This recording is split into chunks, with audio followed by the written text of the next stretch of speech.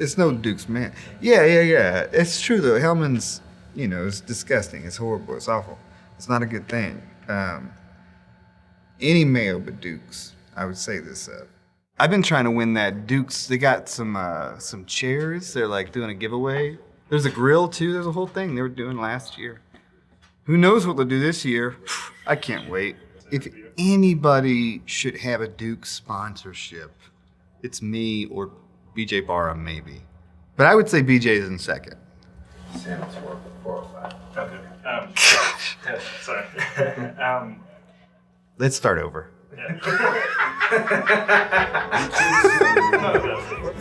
Let's just trash it. Secrets all night. Started out as a lie, Caroline. I think for me, one thing that was really important was to go back into my childhood meant to look at this version of me in cowboy boots and a cowboy hat, holding a fake shotgun, listening to Garth Brooks and hoping that I can be Garth Brooks someday. And that's 6-year-old me, and I think in a lot of ways it became my way of kind of revisiting this world. But then even, as I reflected upon the growth that I've made in terms of the way that I see social justice, racial justice, expressions of systemic oppression, that kind of stuff. It became clear to me oh man, this is my cultural voice. I went through so many things. I just I wanted to be this worldly New York folk artist who was sophisticated and cerebral, and I was just bad at it. And when I moved here, I was really absorbed in the Christian church, and then I joined this Messianic synagogue, and I started wearing a kippah. And this is the whole thing. Always who am I? What is my culture? Because at the end of the day, I didn't want to be a poor trailer park kid from Charlotte. That didn't feel cool. That didn't feel like a hero in the story. Especially as I learned more about the history of racial oppression, it just felt increasingly like my whole ancestry is tied up in being the bad guy, Yeah. And every effort that I made at trying to rally votes or trying to make a difference on a local level or whatever, it never meant anything. And I just felt, I think, estranged from myself and from my history and my culture. And when I got this kind of entry point back in through the avenue of queer country as kind of a subgenre that felt safe to explore, I think that it really became clear to me the importance of owning that origin, of being a trailer park kid from Charlotte, North Carolina, who figured all this shit out and now is trying to do better. That was really important to me. And so then trying to pretend I was a cool folk singer from New York didn't matter anymore. Singing in tongues of angels. Party's on a drink again. We reach out towards them from the sanctuary. Some folks sing and shout, and the room gets loud until it all sounds scary. This coalescing of holiness and horror, addiction, loss, and blessings, painkillers and magic, methamphetamines and spiritual madness. I watch with the eyes of a child as it happens. Through the lens of these memories, white trash revelry, painkillers and magic.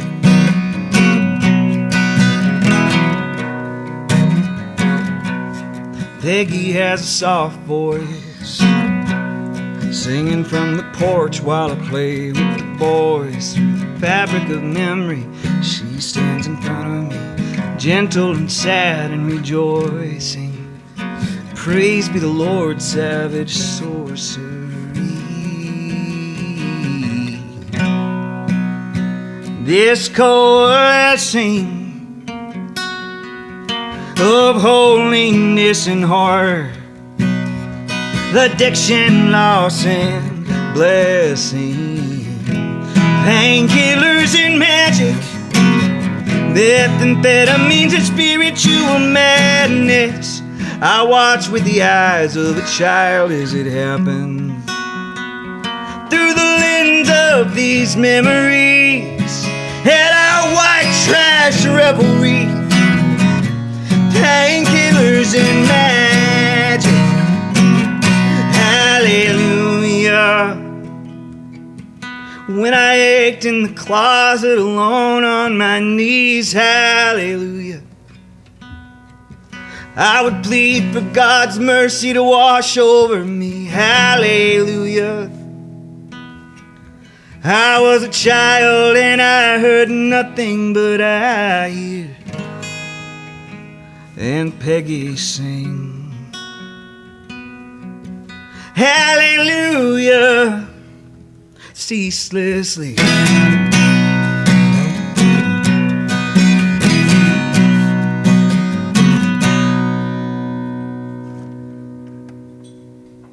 I think everybody kind of that grows up in the South and doesn't feel like they can fit in the South has kind of a departure point in their mind where they sort of dissociate themselves from the culture.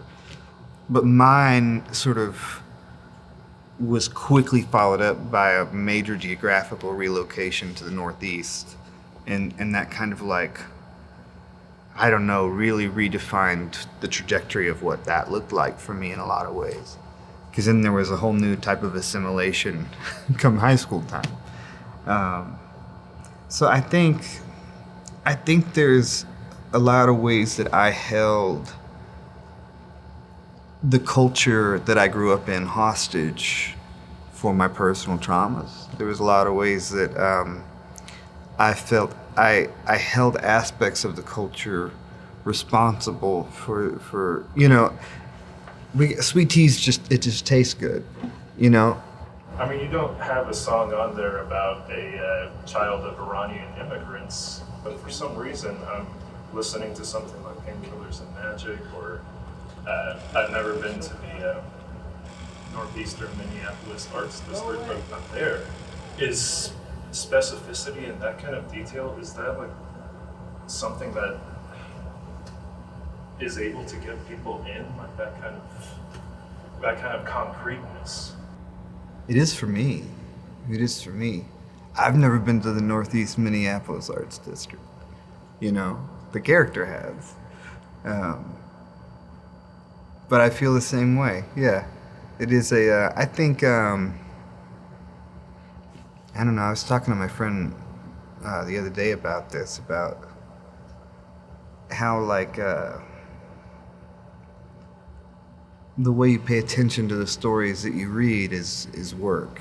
You know, it's not all writing. It's also dissecting. It's interpreting. It's deconstructing and reimagining and all of that takes place.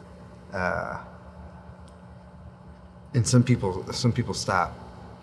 You know, they get a voice and then they have that voice and then they just begin to kind of follow that voice.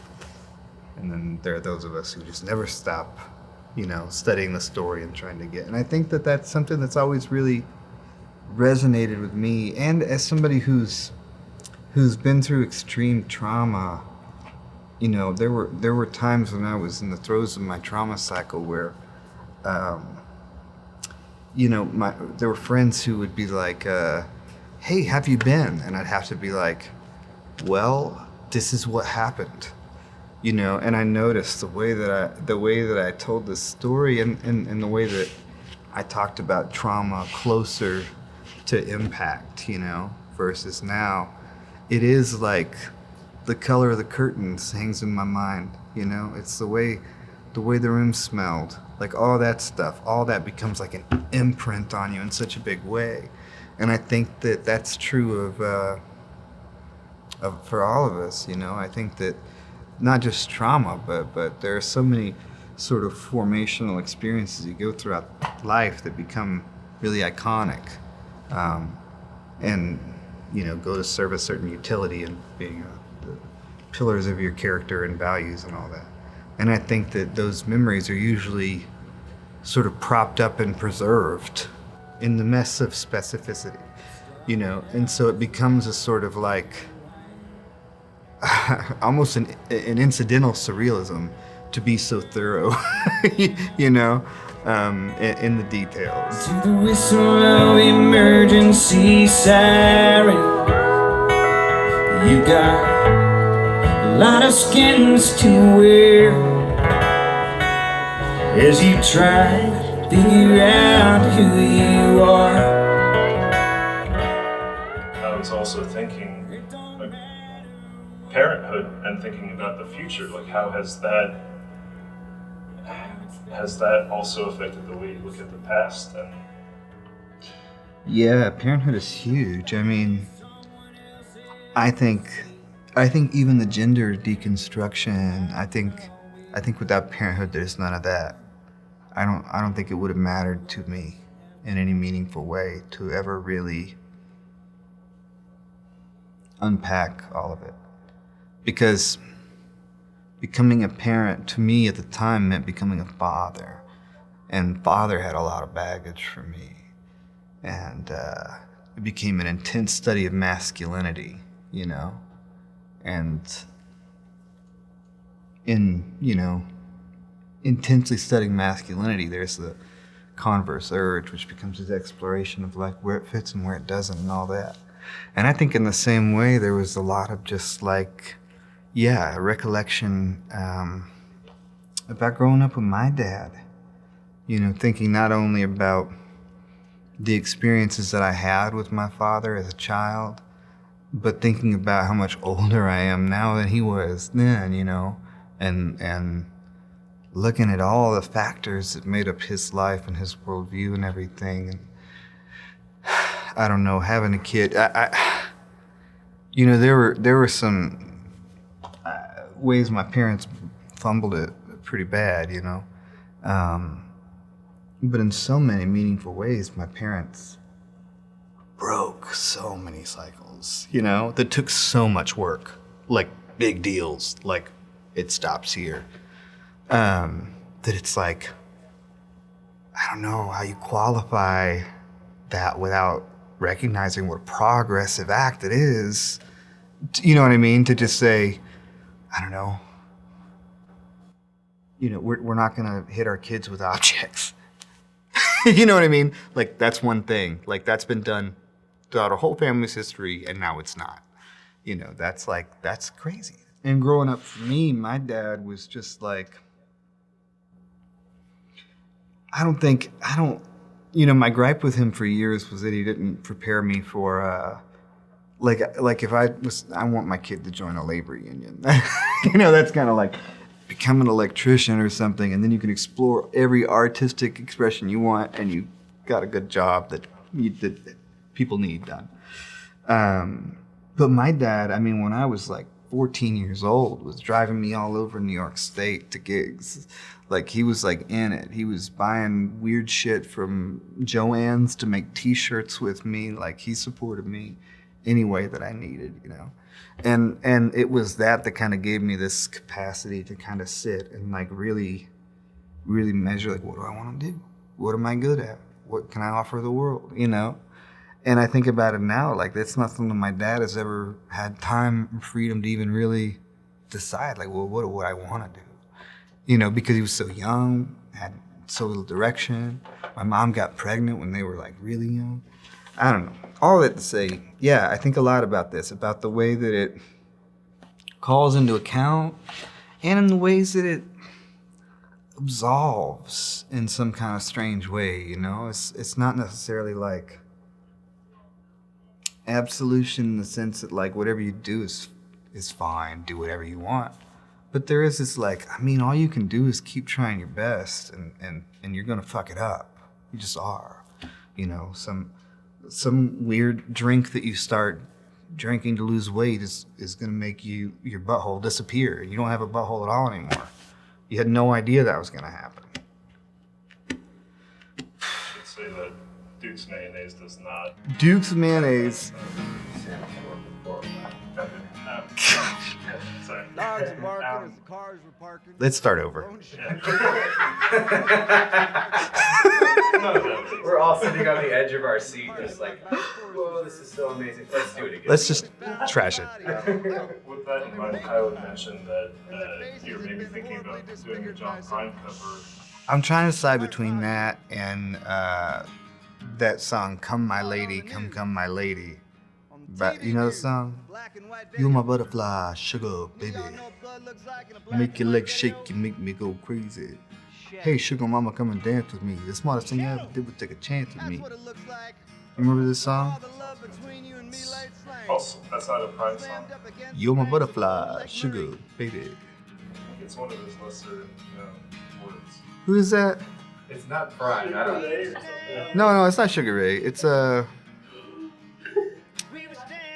No, it's even better. It's oh, I was so close to it. It's Crazy Town. Whoa,